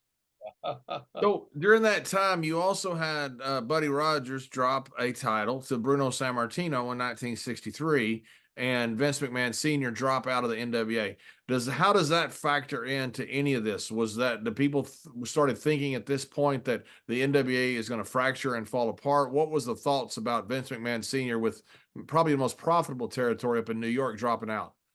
So that was because there was a meeting in Chicago between Sam Mushnick, Luthez, Toots Mondt, and Vince McMahon Sr. And the meeting was to discuss the world championship and for Luthez to wrestle Bruno. And Lou basically said, it's fine if you want Bruno to beat me. All he's got to do is beat me. And so Toots Mondt pulls Luthez into the bathroom off from the hotel room. And there, Lou hates Toots Mondt, by the way, but Toots, for whatever reason, thinks all that's in the past and he can talk sense to Lou. And they promise that if Lou will let Bruno win the match, they'll drop the title back to Lou in a few months. Well, Lou says, okay, I'll do it, but I want $100,000 up front. And he makes all these unrealistic demands he knows they're not going to do. It pisses Sam Mushnick off because he really wants to do this, because he really wants to keep Vince McMahon in the NWA. Well, essentially, from that meeting in that hotel room in Chicago, Toots Mondt, Vince McMahon walk out of there and decide, hey, we're going to have Bruno beat Buddy, and Bruno's going to be our champion. We're not even going to recognize the Lou thing, and we're going to do our own thing. So if they had agreed to that, Vince McMahon Sr. would have stayed in the NWA? Yeah, and Bruno would have. They said that Bruno would drop it back to Lou, but Lou always said he didn't trust him. They would have double crossed him, wouldn't they have? Yeah, that's what he always said, and that's Yeah. why he didn't want to do it, and that's why he wanted all the money up front, and he wanted all these different things, and he wanted to pick where it was going to be, and that's a great bit of history. Yeah, a great little tidbit of history that how that happened. That Vince McMahon Sr. could have stayed in the NWA if Luthez had agreed to drop the title to Sammartino, but Luthez under no circumstance would just drop the title to Sammartino unless he's getting it back, right? Right. That was the thing. And he did didn't trust, did he not like Sammartino, or did he just not want to drop the title? No, he didn't trust Toots Mondt. Oh, right. And right. Yeah. So, and he just knew they weren't going to drop it back to him. They were going to break away. And, all these things that started happening in the 90s, like the Shane Douglas stuff and all of that, he saw that happening back then, that where they're just going to they're going to either trash the NWA title and make up their own and never drop it back, or just never drop it back. One of the two. Let me ask you a question about total non sequitur to Texas about the Sammartino, because I interviewed Bruno before he passed away, and Bruno sat there and told me, and he had no reason to, I believe him. He said it was a shoot with him and Buddy Rogers in the Garden. He said they tricked Buddy into coming to the Garden, saying that Bruno would do the job for him. And when Bruno got in the ring, he said, if you notice, I didn't turn my back. There's aren't many pictures of that 48 seconds. But when Bruno walked back from Buddy Rogers, he never turned his back. And he said, I didn't do that because I didn't want to get cheap shot at, because I just told Buddy, grab your best hold. I'm taking the title from you. Right. And Rogers had apparently had some type of heart attack. There's a speculation whether it was legit or not. And, that whether they gimmicked the commission or not, which it sounds like they did. What are your thoughts on that? Do you think that was a shoot? They tricked Buddy into being in that match? Well, the other story that goes along with it that I've heard is that Buddy could hardly stand up. And that's what I heard too. He was really sick, and they basically took him from his hospital bed to put him in the match to drop the title. So, I mean, he couldn't have done a shoot in that match anyway. Right. Buddy wasn't a shooter. He was a performer. So he even if, and Bruno isn't really known that much as a shooter, but I don't think he could have taken Bruno even if he'd wanted to. So I think he was ready to give it up at that point. Yeah, and it sounds like they kind of paid off the commission to get him through to get him in the ring. Mm-hmm. Because Yeah. you would have had to. It's just such an interesting thing there at that time. We were talking about all these different champions. At the same time, you've got San Martino up there that Vince Senior wants to push, and Lou Thez doesn't want to do the favor for. And it's a pretty cool time that everything tying together with the NWA. Well, that's kind of how the AWA started too. Was that Vern wanted the title and they weren't going to give it to him, so he started his own thing too. So imagine that, a promoter putting the title on himself. Imagine. Or his son. Yep. So back to Sam, and how long was he not president of the NWA when all this was going on? Jerry, I can't remember exactly, but like by 64, 65, he was back in, and he stayed president until 74, I think. But after all this got worked out at the 63 convention, he was president again, I think, that following spring. Another interesting thing about 1964, another wrestler that he really broke in Omaha, but his first real territory where he really had much success in 1964 is Tim Woods. Tim has a great run in Amarillo, and actually has a match with Thez in Amarillo where they almost go the full hour time limit. Now, was this Tim's first territory when he got a? Yeah, he went to Omaha. He started out in Omaha, then he went to Amarillo, then he went to Omaha to work for Joe Dusick, who put him under the mask.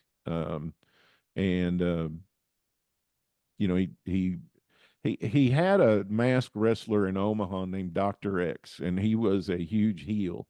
And Joe Dusick thought, I think we can create a baby face just as effective. So he put him under a white mask, That Jim Grabmeyer? Yes. The black mask, Dr. X, was the opposite, was the white mask, Mr. Wrestling. And that's where Tim really took off. But he had a great run in Amarillo there. He had, like I said, he beat Dory Jr. in Amarillo. And that's something right there. yeah, and he got a match with Thez in Amarillo, got a world title match in Amarillo. Amarillo is one of the first territories to kind of play out, right, in Texas. Maybe Dallas lasted longer. I think San Antonio was never around a long time. Houston was probably there till maybe a little bit later. But is that right that Amarillo is probably the first territory that kind of played out in Texas? Yeah, because Houston was a standalone town until he hooked up again with Watts. San Antonio was pretty much a standalone. But Amarillo was, a territory, and it played out in 1980. In 1980 was when it played out, and yeah. Was there a reason that you thought it played out? Was it just go ahead. Yeah. So, well, can we get there just a second? Let's go back. Absolutely. Let's do the 60s and the 70s here, and then we'll wrap her up. But in 1965, there was a famous match between Dory Funk Sr. and Iron Mike DiBiase. And that was the July 29th, 1965 Texas Death Match. 3 hours and 10 minutes. And they stopped it at 1 a.m., and it was stopped by the Texas Athletic Commission, and each guy had 5 falls apiece. And this is a program from that match. Wow. And the person that went to the match that night kept up with it. And according to the person that was in attendance that night, Iron Mike DiBiase won the first fall. Dory Funk Sr. won the second, third, and fourth falls. Iron Mike won the fifth fall. Dory Sr. won the sixth. Iron Mike won the seventh. Dory Funk won the eighth, and Iron Mike won the ninth. And they had to stop it at 1 a.m. at 5 falls apiece. And both dudes went to the hospital. So then in August 5th of 65, they had a rematch, and Sam Mushnick of the NWA put a 1 hour time limit on it and said, this match has to be finished within an hour. And Iron Mike DiBiase, which is Ted DiBiase's stepdad, he won the North American title that night from Dory Funk Sr. So And was that the last Iron Man type match, or were they went old school and went all those 4 hours or whatever it was? Is that yeah, what? yeah, that after 65, that those match, they didn't have any like that again. I mean, they had a lot of Texas death matches, boy, but they didn't have the ones going all night like that. That's credited with being the first Texas death match, isn't it? I don't know if it was the first one, but that was Dory Funk Senior's specialty, boy. When the feud got to where it needed to be blown off, it was blown off in a Texas death match. And then Dory Jr., that became his kind of Oh, finishing match too. But it made my Iron Mike DiBiase a star, and he was a star there in 65, 67, 68 until he passed away there in the ring in Amarillo what in was 60. the circumstances behind that Mike's death there? He had a heart attack, and Harley Race tried to save him by giving him CPR, and um, I've got an interview coming up with Harley Race's widow, and basically Iron Mike died in her arms, and I want to have an interview with her to get a lot more on that. Wow. Yeah, and it was during the middle of a match, right? Mm-hmm. Yes. Wow. He passed away in the ring. And so then the late 60s, was that you had the heyday before it? Was the territory still hot, late 60s, early 70s? Still hot, still hot. And then Dory Jr., to go back and connect that story about them naming their own world champion, Gene Kiniski wins the title from Lou Thez in 66. And then in 69, Dory Funk Jr. wins the title in Florida from Gene Kiniski in Tampa.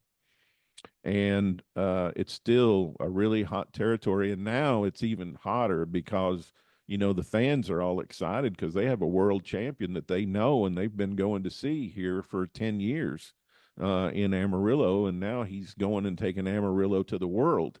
And he's going, to Japan defending the title. He's defending it all over in Canada and everywhere. And, Dory Sr. starts touring with Dory Jr. a little bit, being his second in a lot of his matches. And so the territory's still pretty hot up until 73, of course, when Dory Sr. passes away from this heart attack. They had a King of the Texas Deathmatch tournament in 72, and that's when they put Cyclone Negro over to win that tournament. First time that Dory Sr. had really gotten beaten in a Texas Deathmatch tournament before. And Dory was at a barbecue with the boys, right? When he first had the whatever caused him to pass away. Yep. They had a big cookout at the Flying Mare Ranch. He actually wrestled that day in Albuquerque, and they had a party that night, as they often did. Dory Sr. was a very outgoing, very colorful guy. He had no trouble at all making friends and forming relationships. I enjoyed being around a guy. You're right. The guy had such a dynamic personality. I mean, a lot like Terry. I mean, where Dory Jr. is kind of withdrawn into himself. Actually, Dory Jr.'s like Dorothy, Terry and his Senior mom. were just alike. I mean, their personalities was identical. Yeah, Dory Jr.'s a lot like Dorothy, his mom, and Terry is like the spitting image of Dory Sr. I mean, personality wise and everything. And they've even got that, Terry will come into the ring and he'll be up on his toes and he'll be prancing, at the beginning of the match. That is exactly the Dory Sr. would do. Same thing. Same thing. You can see father and son, in that. But yeah, I'm not sure. I mean, it's something that I'm still working on. I'm not sure when they found out that Dory Jr. was going to be dropping the title in 73. but you know, Dory Jr. was scheduled to drop it to Jerry's brother Jack in Houston, and then Dory Funk Jr. has the truck accident on the Flying Mare Ranch. Had what? And what's that? You had what? He had the truck accident in on the Flying Mare Ranch, where he had the truck wreck and injured himself in his shoulder, and he can't make the match in Houston.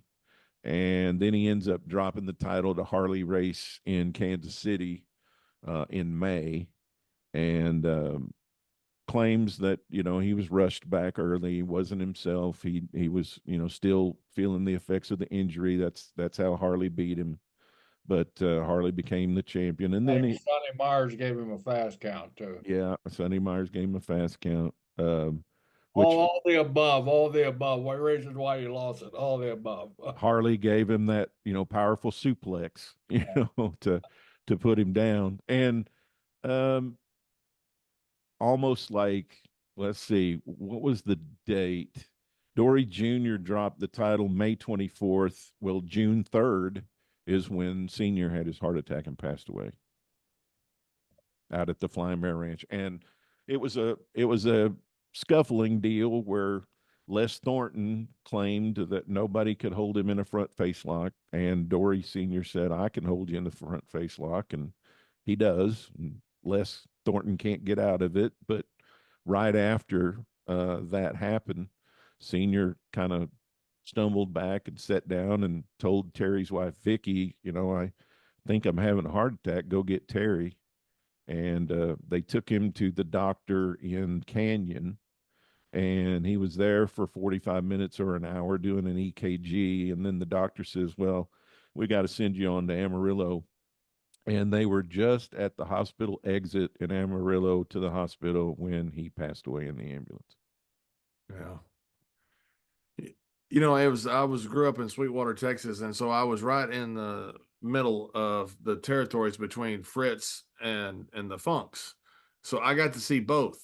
It was really cool because I didn't always get the Funk television, but I got the Von Erich television, but I got the Funks a lot, and it was so cool to watch. I later tagged with Terry, and I tell you a funny story. I walked out in Austin, Texas one time, and the place went ballistic. And literally, I'm so stupid. I thought, God, I'm getting over. This is great. And I realized I'm with Terry Funk. And I looked around, he's waving his towel. And I purposely, I walked to the ring, just walked to the ring without doing a thing. Nobody even noticed me. Not one eye in the freaking arena was looking at me. They're all looking at Terry Funk. And if I looked for about 3 seconds, I thought, God, I'm over. This is really good. I'm freaking over. Then I realized I'm with Terry Funk. So then, after Senior passes away, his ownership percentage in the Amarillo territory goes to Terry. And so, Funk Senior and Junior had been partners from the time Doc died.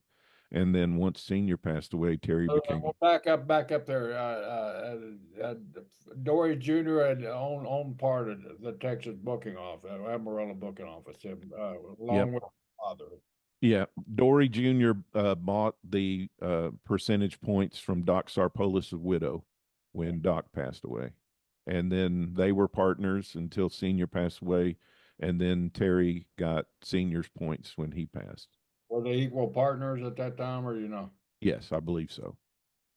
Was there any significant change? Was Dory Sr. controlling all the booking at that point? Was there any significant change in the territory as far as the booking and how it went and the crowds and things like that?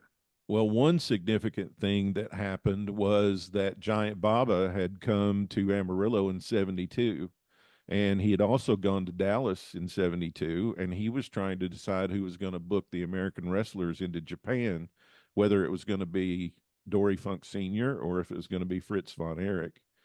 And this is another place where Fritz comes back into the story, right? And as far as I know, they got along great. Fritz had been in the territory, had drawn houses and made good money there, and I think they had a really strong relationship.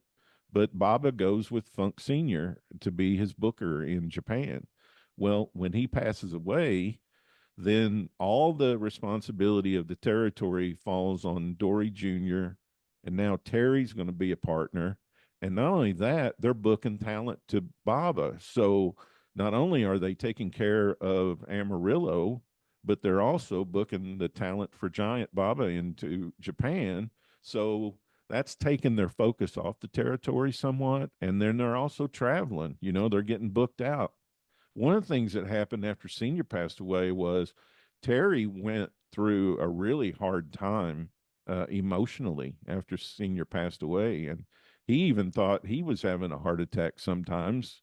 But every time he went to the doctor, it was always stress related. It was anxiety attacks. It wasn't a heart attack. But he got, down and depressed. He worked for Eddie Graham in Florida for a little bit in 74. In Tampa, I recall that very vividly. Yeah. Yeah, he went to Florida in 74 and worked there, for a stretch. He started his feud with Dusty in Florida, and that's right after Dusty turned. And Terry was kind of, a heel that came in and feuded with Dusty. They kept that thing going for a long time. Um, but Terry went through a hard time, and then in 70, sometime there in late 74 or early 75, they were in Pueblo, Colorado, I think. I know it was in Colorado. I think, best of my memory, it was Pueblo. I'd have to look at my notes, but they were in Colorado, and Terry breaks down in the dressing room, and he tells Junior, he says, Don Slatton is our promoter in Abilene, Texas, and he's got more money saved up than I do. My marriage is, in trouble. I'm emotionally depressed. I don't have a lot of money saved. I I'm in, I'm in trouble. I've never felt this low. And from that is where Dory decided he was going to politic to get Terry the NWA world title. And at the end of 74, Ricky Romero and Ray Stevens, who was living in Amarillo, they buy into the office in the territory. And Dory and Terry are traveling, right? And they're using, different guys to book and things like that. But by 77, then Terry gets the title, which, by the way, another place where Fritz plays into the story. Fritz is the president of the National Wrestling Alliance, and it's a tie on who's going to be champion. It's three people on the championship committee are for Harley Race, and three people are for, or actually two people are for Terry. And then they call Mike LaBelle in California to get his vote, and he ties it up. So Mike LaBelle puts his vote in for Terry, which ties it at 3 apiece, and Fritz is the deciding vote. And Fritz votes for Terry to become the champion. And so Jack Brisco drops the title in December of 75 to Terry in Miami. And Terry becomes the world champion in 76 and the early part of 77. And, if you're the world champion, you're making, some scratch. So that was what Dory wanted, Dory Jr. He wanted Terry to be the champion so Terry could become whole again financially. Then Terry decides his marriage is more important, so he wants to get Vicky back. So he tells the NWA he's ready to drop it, and then he drops it to Harley in Toronto in 77. And then by 77, 78, 79, Terry tells the story about they're going to Albuquerque to wrestle one Sunday, and Tommy Rich is really hot on TBS. TBS is going national by this time in the nationwide broadcast. Tommy Rich is really hot.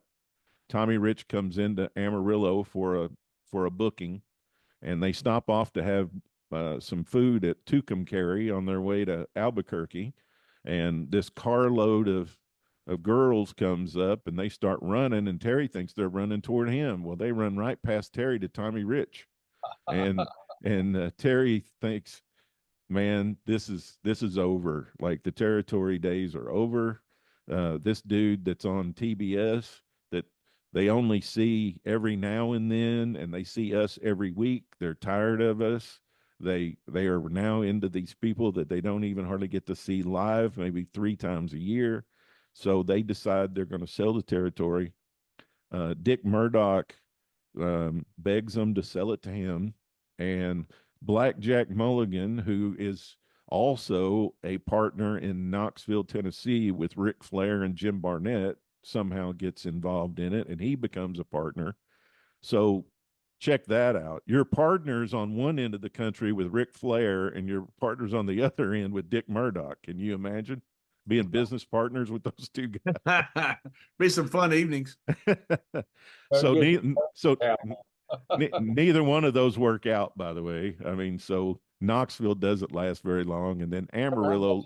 You remember how much Murdoch and Mulligan paid? Was that ever a public knowledge? $20,000, I believe. Wow. What were they buying? How many towns at that time? They went from one to one. It's around the same number. It was 10 or 12, something like that. I know the route. I don't know the spot shows, but Monday was El Paso, or Sunday. Sunday was a double shot. It was Albuquerque and Clovis, New Mexico on Sunday. It was El Paso on Monday, Odessa on Tuesday, Lubbock. What's that? That was a miserable trip, Amarillo to Albuquerque to Clovis and back into Lubbock, I think. Yep, and then Lubbock on Wednesday, Odessa on Tuesday, Lubbock on Wednesday, Amarillo on Thursday. Friday was Abilene. Saturday night was Hereford. And they had such an array of local promoters. I mean, that's a territory that had a local promoter just about in every one of those towns. Yeah, I could do those for you. In the 70s, I'd have to look at my notes earlier than that, but in the 70s, Gory Guerrero was El Paso. Odessa was Pat O'Dowdy, who had been a junior heavyweight in the territory forever. Lubbock was Nick Roberts, Nicola, that Baby Doll's father, the stepfather, father. It's her father, Nick Roberts. And Amarillo was Nick Kozak and Herman Gus. They were splitting duties there. Abilene was Friday night. That was Don Slatton. Hereford was a town that Dory Sr. always owned. So that was Amarillo owned that town at the Bull Barn.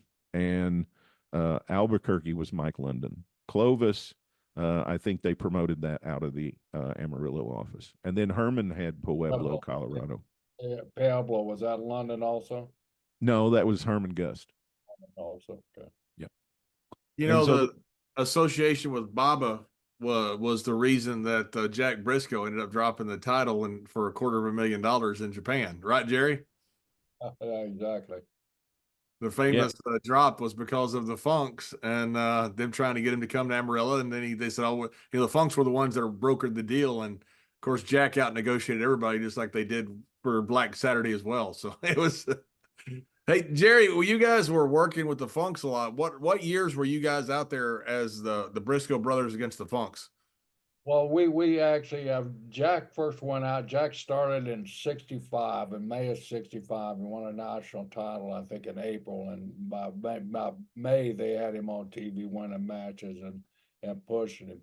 Jack went out to do a couple of Leroy and Senior had a TV agreement where they would send a carload of guys in Oklahoma to do numbers for the Oklahoma guys. In return, Leroy would send some guys out, beginners and driver guys out to Amarillo and do numbers for them. So that was Jack. That was around '65, and then Jack worked there, I think, in '66 for about 3 months, and then just got abused by like crazy by Senior, which was a shock to tell you the truth because Senior respected amateur wrestling so much, and that's when Jack left and went to Fritz for a little while before he came down to Florida there. But we were in the mid '70s. We were working there, working the territory. We'd go in for like a week or 10 days at a time, maybe 2 weeks to work a return match or set a match up or something like that. So it was the mid '70s when we were working there.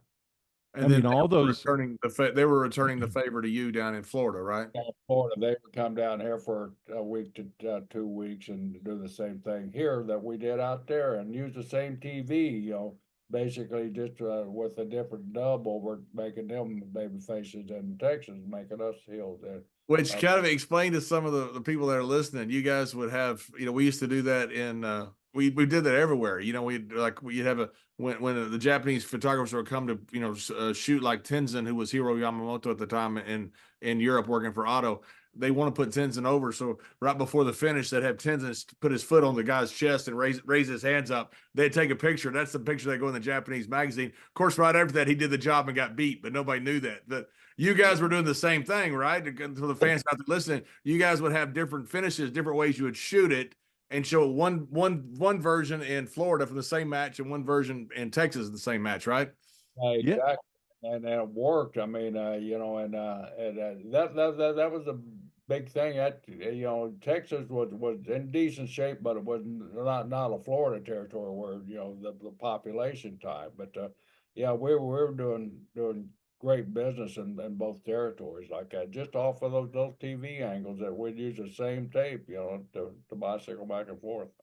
Yeah, I was a tape trader in the 80s, and I'd get these tapes where it's like the Briscoes are the baby faces and the Funks are the heels. Then I'd get another tape where the Briscoes were the heels and the Funks were the baby faces. I'm like, this is the same match with different commentary. That's great. Different either. I mean, it was just no, it was just the commentary. The commentary made yeah, it was Gordon on one end was, putting over the Briscoes, and then on the other end, Steve Stack was putting over the Funks, and it was the same match. Let's talk about Steve a while. I mean, Steve's a forgotten commentator who was excellent, by the way. Yeah, I wish there were more out there of him from Amarillo, but there just isn't. We don't have much video. I mean, he really was came to the forefront when he worked for Joe Blanchard in Southwest, and they got on USA Cable, and Steve Stack was the host of the show, and but yeah, I mean, he took over in '71, I think, doing their commentary in Amarillo. Yeah, but and that was a wonderful time. Steve was sort of like that Danny Williams out in Oklahoma City, that was a hot name out there for so long. Did the commentary with Leroy McGurk out there. The other thing about television in Amarillo was that Dory Sr. hosted a sports show on Sunday morning. And really? Yeah, he had his own show from the late 50s through the 60s, and he would do football picks after the fact. Like he would say, I think so and so is going to win this game. Well, the game happened the day before, right? He already knew the outcome. He's on Sunday morning. The college football game happened on Saturday, and that just kind of became a running bit, that he did. And Put Powell was a local newspaper guy who wrote the wonderful story about Dory right after he passed away that I read in the paper. And he always put over Funk's TV show, his sports program. So after Murdoch and them came in, it didn't last very long at that point, did it? I mean, it was pretty much on his deathbed, right? No, well, actually, if Skandar Akbar, who you mentioned before, he always said that the territory was still strong, but the management was weak. And Dickie and Blackjack wasn't engaged that much. They tried to run outside the territory some. They tried to go into San Jose, California, and as a matter of fact, one of the existing tapes of the Amarillo show we have is actually the show that ran in San Jose. And I mean, that's the beginning of the end. It did the Crockett's in, it did everybody in except the big man in the north, when you try to go outside your boundaries. And right.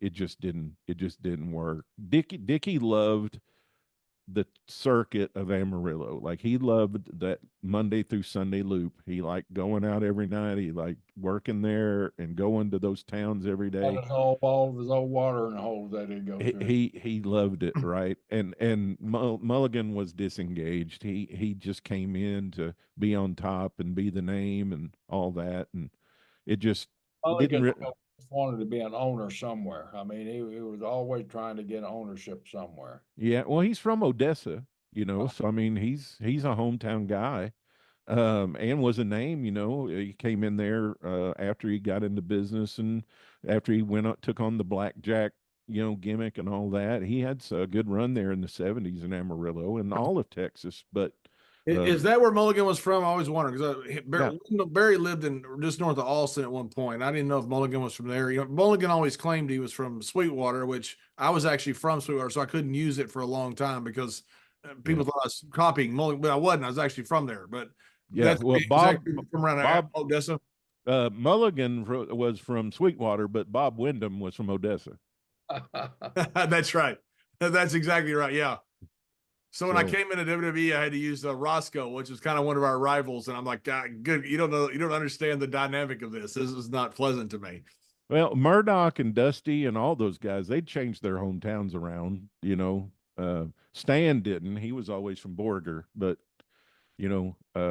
Murdoch, he was kind of the first guy to actually claim to be from Canyon. You know, Murdoch loved it there. I mean, he was a legend there. I mean, Murdoch was. I mean, that was his place. I mean, that's where he was. That's where Dad lived, wasn't it? With Canyon, wasn't it? Yeah. Well, Frankie Hill was his stepdad, Frankie Hill Murdoch. And I didn't mention him. I should have, but I mean, he was a huge star in the 50s in Amarillo. He and Funk Sr. had some knockdown dragouts. Speaking of talent coming out of that West Texas there, how many Hall of Famers, I mean, are listed that, and how many should be listed there? Because the Kozaks, I mean, what a great talent. Ricky Romero's, Some are Ricky's sons who wrestled as the Young Bloods, Art Nilsson was a big star out in that area. And like you said, Graham got his start out in that area. There's so many guys that passed through that little place, forgotten place in West Texas there that was a gold mine for professional wrestling. It's just strange. Well, you guys brought it up at the beginning of the show, but I mean, just all the guys that played football there, at West Texas. I think they all wrestled in Amarillo except Tully. I don't think Tully ever had a run in Amarillo, but he played football there. Dusty had very limited success. He didn't even break in Amarillo. He went out on the East Coast. The function, Terry told me the old man didn't want to break Dusty in there at all. Right. Yeah. Yeah. Dusty worked at Terry's father-in-law's gas station. And why did he not want to break him in, Jerry? I don't know. That's what I asked Tony if he knew the story behind that. Well, I was going to tell you, I'm not sure, but I do know this. Terry, all the wrestlers used to stop and get gas at that gas station. And Terry swears that's why Dusty was working there, was he was trying to get some relationships going, right? Because he putting gas. This is when gas guy comes out and puts gas in your car, right? And that's Dusty. He coming out there, And Terry used to do the absolute perfect Dusty impression, Terry told me for a dozen times. Yeah, man, that sure is a pretty car, So I sure hope I get a car like that someday. But Terry said he said, well, maybe someday, you get in the wrestling business or whatever, maybe you can have a car like this. And Dusty said, man, that'd be super. Terry would do that impression every time. But Terry said after Dusty came back from the East when he'd broke in, that Terry went in the locker room and told the guys, he goes, kayfabe this dude, he says he's in the wrestling business. I don't believe him, The same story. And Dusty comes in the locker room and nobody really talks to him, And Dusty actually had to go out to Fritz to get booked. Yeah, he went to Dallas and got booked, and I only had 2 matches or something like that, And Fritz booked him, and then he got booked in Kansas City and some other places. And then him and Murdoch hooked up, and the history has changed. But it was Dory Sr.'s idea to get Stan Hansen in the business. Was it? Yeah. Boy, how did that come about? He talked to Hansen's dad after Stan had gone to being a school teacher. He's like, what's going on with your boy? He goes, oh, he's teaching school. And Senior goes, well, I think, he'd make a good person in the wrestling business, And Stan comes down to talk to Dory about it. And Dory asked him how much he's making. And Stan tells him, and he says, "Well, you can make this." And somehow or another, Stan misunderstood him, but it was a whole lot more in the wrestling business than he was teaching school. And he got him booked into with Leroy, and You know Well, what's amazing I too? almost back that up because when I got out of school, I got a job in Bartlesville, Oklahoma to coach, teaching coach, $5,100. That summer, I had worked a little bit and I carried a ring around. I made like in like 2.5 months, I made almost 10 grand. So they were going to pay me $5,100 to teach and coach full time, and I started adding up. I said, even this old Okie can add up. I can make more money if you're traveling up and down. Jerry, I did the same thing. I coached at Trinity Valley Community College for 1 year, and it was below the poverty level what I got. I thought I can't do any worse than this in pro wrestling. I mean, you look at it both ways. Like in '46, when Punk goes out to West Texas and he gets booked into his matches in Texas and New Mexico or whatever, his payoff was $10, and he had Dorothy and 2 kids, and, Wow. and they're paying for gas, and of course gas just a few cents a gallon, then, and but his payoff was $10 per match. You know what's amazing out of West? A hell of a lot because when I was in school in '68, and Leroy called me and said, "Can you make Hot Springs, Arkansas, 330 miles from Stillwater, Oklahoma?"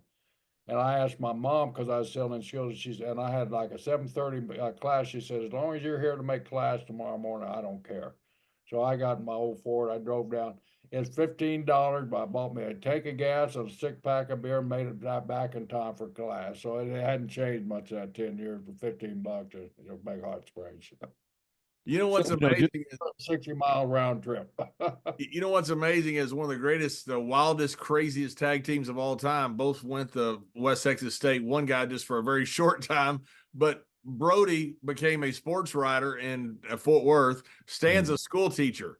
I don't think when you look at those guys raising all kinds of hell, beating everybody up in Budokan Hall in Japan, you think, okay, that's a school teacher, that's a sports writer.